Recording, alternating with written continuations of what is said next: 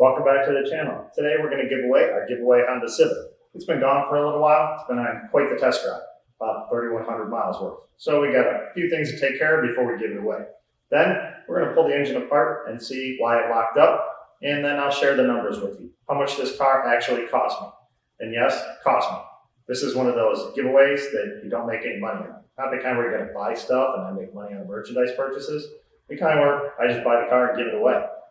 So we'll see how much I lost, and no, YouTube didn't pay for it. You're going to find that out. So let's get started. So we have a turn signal problem. The left turn signal flashes like it's supposed to. Our right turn signal flashes a little fast. Both of them are working. Let's go check the back and see what it looks like. Okay, our left side's working.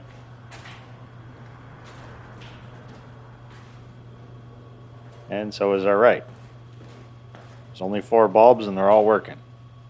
Yet the car is still unhappy.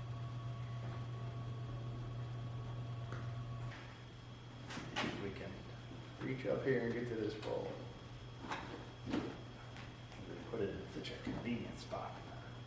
So we don't need any tools for this. I just pulled the wheel liner back a little bit. You can reach in there and twist the bulb out. You don't even have to unplug it.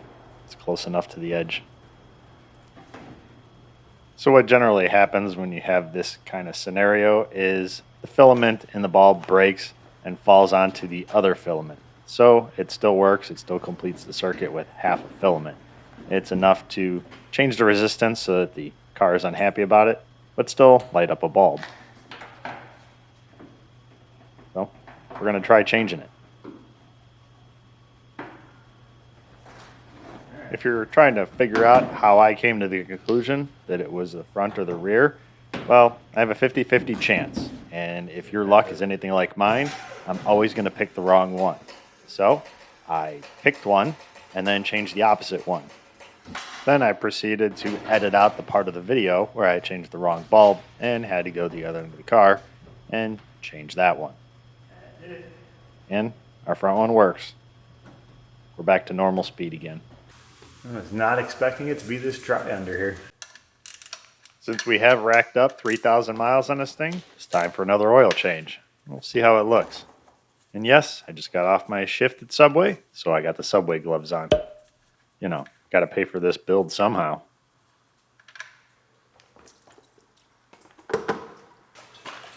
We'll remove our non-Fram oil filter. Put that filter on last. Oh wait, that was me. No wonder it came off.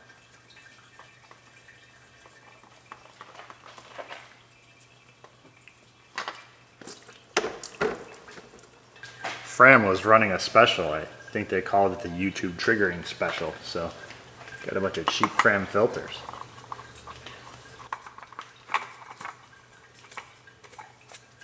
Probably should have put some Loctite on that oil filter because I don't have to take it off next time. We'll throw an oil plug in here. You know the drill. We'll crank it down to 6,000 foot-pounds. Jiffy Lube's getting this one next time, so.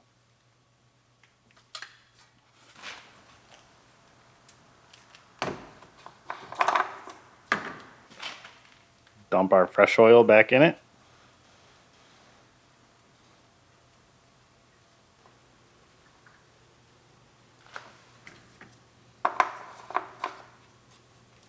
Put our 710 cap back on and check it. Hopefully it's a little over full because we haven't started to fill out the filter yet. And we'll reinstall our dipstick with the proper torque setting. We need to reset our oil change light back to 100%. Good to go. Our little Civic cleans up pretty well for a 238,000 mile car. It's got a little rust, but where it's going, just like here, it's going to be considered mint condition. If it were going to Texas or California, they would call this rotted out, but it actually looks pretty good. It'll last quite a few more years. We took care of everything there was to fix on it, so the new owner should have nothing to do except put gas in it when it needs gas. The interior of the car was pretty clean. Makes sense that this was a commuter car and that it probably never had a lot of passengers. Back seat looks brand new.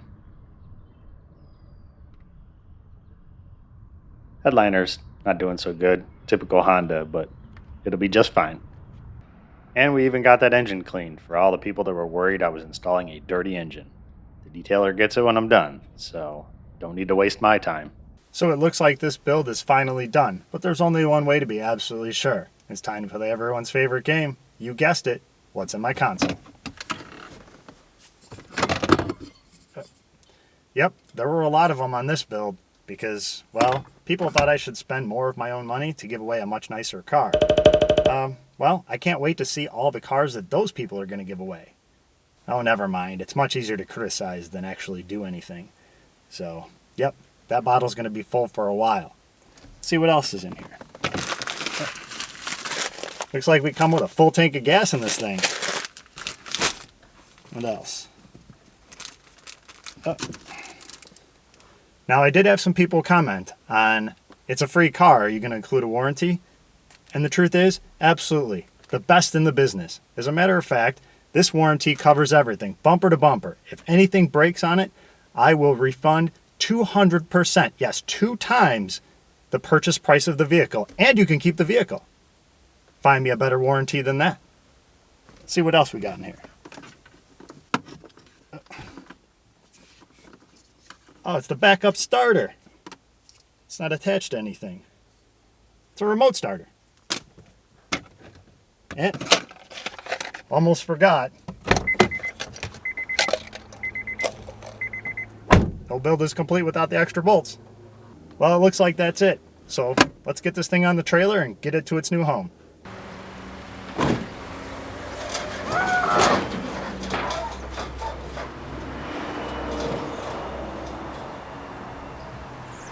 Our little Civic is all loaded up. We're gonna head out this evening for the beautiful state of New Jersey, he said with heavy sarcasm, and that means a lot coming from me.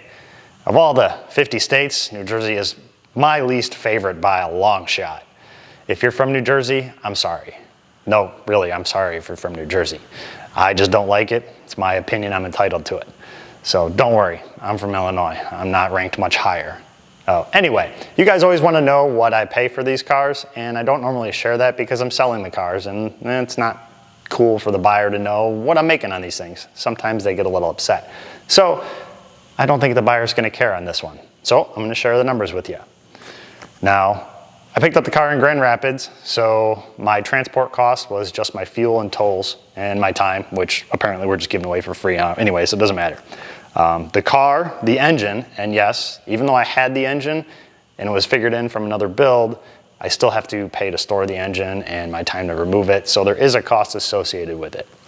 The car, the engine, the thermostat, the wiper blades, the radiator, the condenser, the transcooler, the TPMS sensors, we put 2 of them in, the rear sway bar links, the oil and filter, we changed oil twice, so we had 2 oils and filters, and one of those was a Fram, in case you weren't triggered from earlier. I'm triggering you again. Rear shoes, and a full tank of gas, so it was delivered with a full tank of gas, and a detail. That was everything I did to this car. And the total came to $3,054.09. So I have $3,054.09 invested in this car if I was gonna sell it right now. Now, a lot of times it's hard to come up with an opportunity cost because you don't know what you could have made. Well, for this, I have an exact number for you because I had multiple people that wanted to buy this car. As a matter of fact, I had a bidding war and refused to sell it because, well, I said I was gonna give it away, had to give it away. So the bidding got up to $6,000. $6,000 is what I could have sold this car for a loss of just shy of $3,000. Basically what it cost me to give this car away in opportunity cost, not to mention actual cost. So we're gonna have to add that.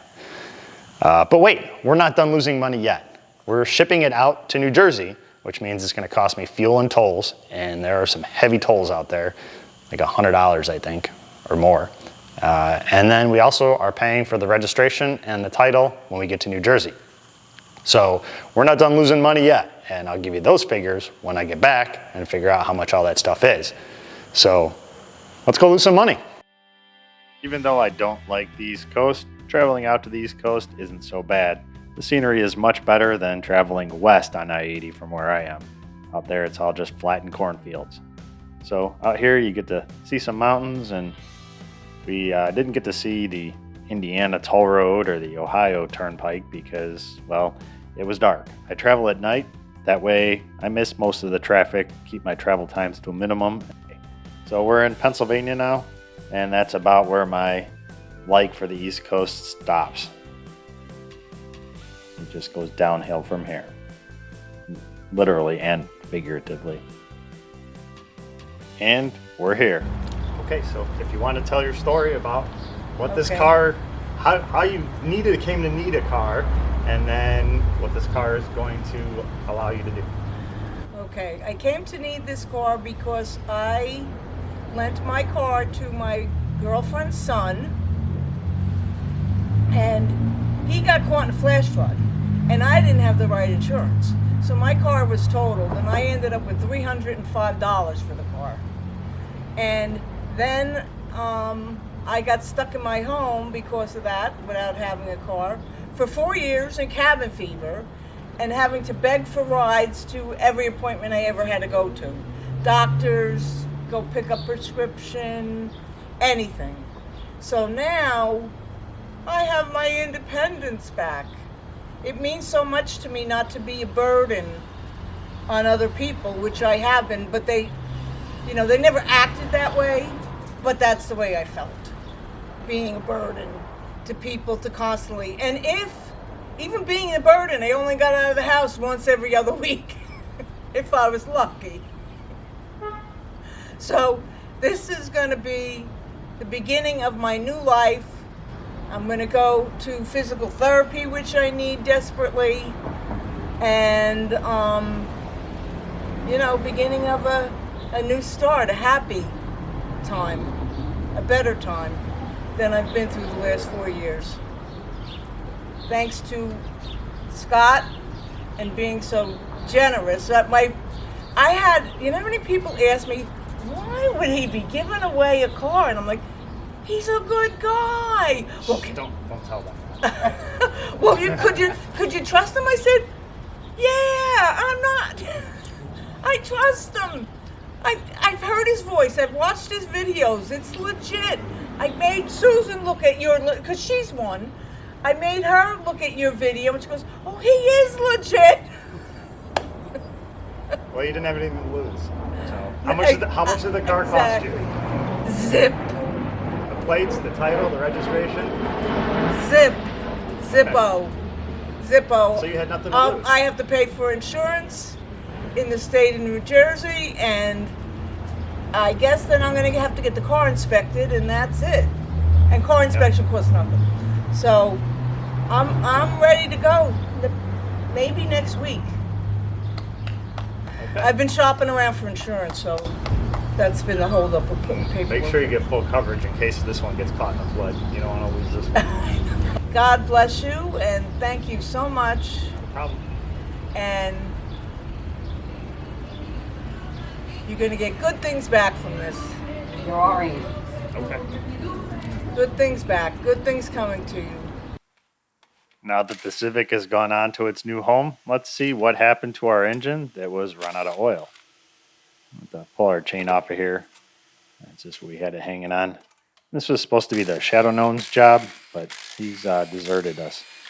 He went on to school at Porsche.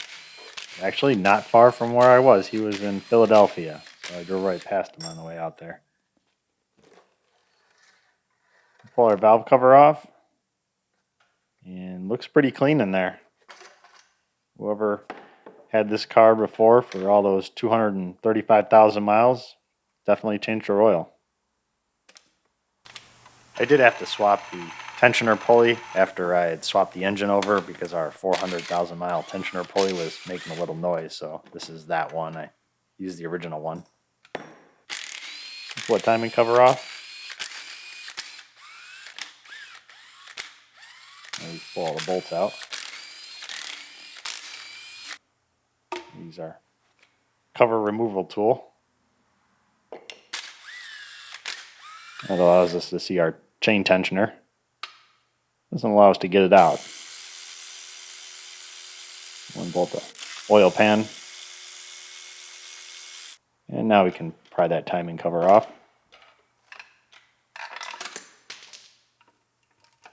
And now our tensioner's out of there and on the floor. Gonna unbolt our timing chain guide.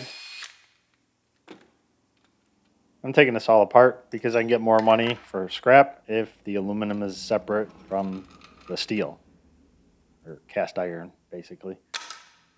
And I want to see what's inside.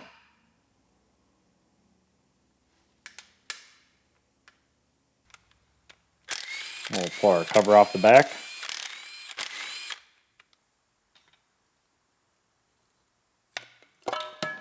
Hey look, a maze. That must be where the hamsters that power this thing hang out when they're not on shift. We'll unbolt our water pump.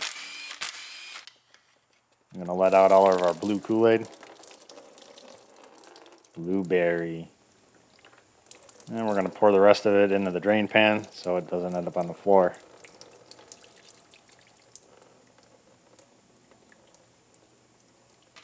I'm trying not to make a mess.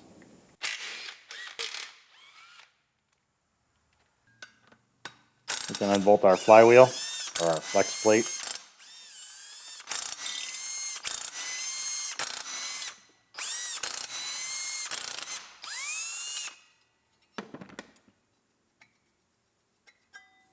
Now we can unbolt our head. We had to switch to air power because battery power just wasn't doing it. I'm old school. You will never convince me that battery operated tools are better than air powered when you're in the shop. Maybe if you're out in the middle of nowhere, okay, you got me beat. But when we're in the shop, nothing's going to beat an air tool. Not even your Milwaukee. So our head's ready to come off of there. I'm going to wiggle and pull.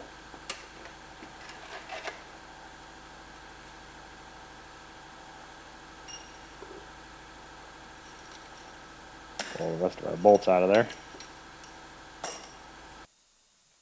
Pretty clean in there for 235,000 miles. That's what happens when you maintain your engine. Head looks pretty good. It's going in the pile, but at least it looks nice before it goes in the pile. We'll unbolt our oil pan. The one with the inspection port at the bottom. And unscrew our oil filter.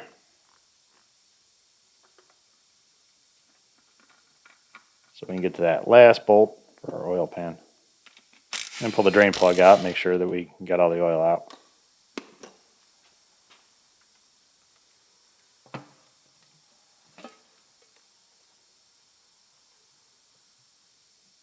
Pretty clean in there, although there is some shrapnel. Well, that's not supposed to be there. Neither is that. Looks like it used to be a bearing. Pull the oil pickup tube off. And there's our shrapnel. I assume it's some kind of bearing, some assembly required. Pull the windage tray off. Better look at our crank. And it's looking a little dry on number 4. We'll pull our main caps off. The bottom half of the block.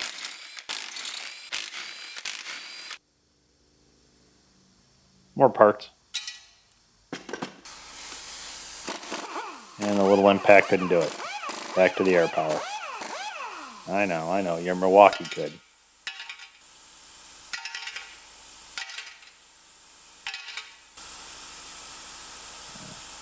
Split our block here.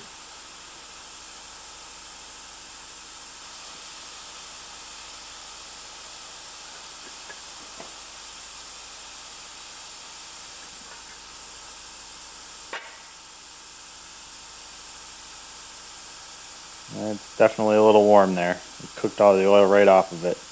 So I'm guessing that's where all that shrapnel came from. Our mains look okay. We still have oil in them. But that one, definitely baked. So let's pull our connecting rods off. Can we say overkill?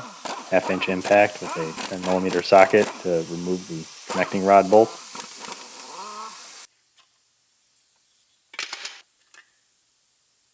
They're all looking good. And there's a little scoring on this bearing.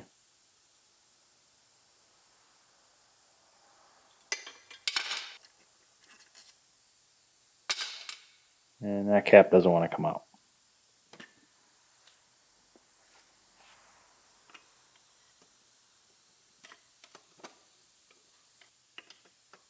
Give it a little tap, tap, taparoo.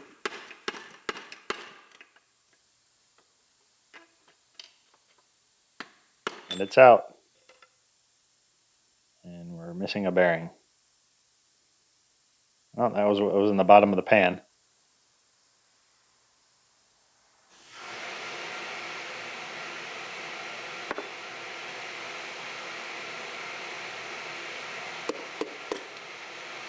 There's our bearing. Knock all of our pistons down so we can pull our crank out. And our crank is pretty scored up. So we probably could have got away with a connecting rod, a couple bearings, and a crank. Put this thing back together and put it back on the road. I wasn't going to find out. And we're going to knock our pistons out of here just for fun. Trophies. That one's stuck in our head gasket. Before anybody gets the idea to tell me to make a coffee table out of this, just know the pizza girl will not like another one of these in the basement. So we're back, and I have some numbers for you to see what we invested in giving this car away. Now, we had $3,054.09 in it before we left. While we drove out there and paid for all the title, tax, and plates, we invested another $722.65, bringing this to a grand total of $3,776.74 invested in this giveaway car. Of that additional $700, 230 of that was title, tax, and plates, which actually isn't that bad of a deal because here in Illinois, that would have been over $400. And we have more corruption to pay for here. If you think that Illinois is no more corrupt than any other state, I ask you, how many of your former governors have been to prison? And there was another $125 in tolls because somebody's got to pay for the potholes that don't get fixed. So now this is where all the experts tell me that, well, YouTube paid for it. And this is where I tell the experts they're wrong yet again. So let's see how wrong they are. The videos have been out for 8 months now. Plenty of time for them to recoup all the costs and make me the fortune they're going to make me. So the fortune that they made me was $2,453.28. Well, if my math is correct, and it is, the total loss for this giveaway car in money out of my own pocket was $1,323.46. So the $1,324.46 was just money out of my own pocket. That does not count the opportunity cost, which we established was $3,000 just from the sale of that vehicle. If you figure in how much time we spent going through emails, contacting people, and making videos, that was at least 3 times the amount of time it took me to rebuild the car. So I could have made 3 of these cars for a total of like $9,000, bringing the total to, well, about $10,000 in lost opportunity costs and actual money out of my pocket. So, yeah, it was quite expensive to give this car away. Was it worth it? Just for the haters' cheers alone. So we will be doing more. Maybe next time I'll figure out a more efficient way to do it to give it away faster. I did get some benefits out of this car. The reason it took me so long to give it away is it became a rental car. I used it for a little while for the winter as my own personal car, put some miles on it, make sure it was okay. And then one of my customers wrecked one of their cars and it got totaled and they ended up buying that CRV. Well, before the CRV title came back, they needed something to drive and this became their rental car. That's how it got so many miles on it. Gave them a chance to tell me if there was anything wrong with it and make sure everything was good and gave them a car to drive. Everybody wins. So that was one of the benefits I got out of it. So now you know how much money I don't make on videos and how much money I do make rebuilding cars. And it turns out the experts were wrong on both. Excuse me.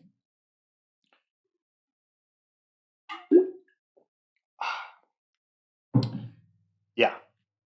So thanks for watching, and I'll see you in the next video.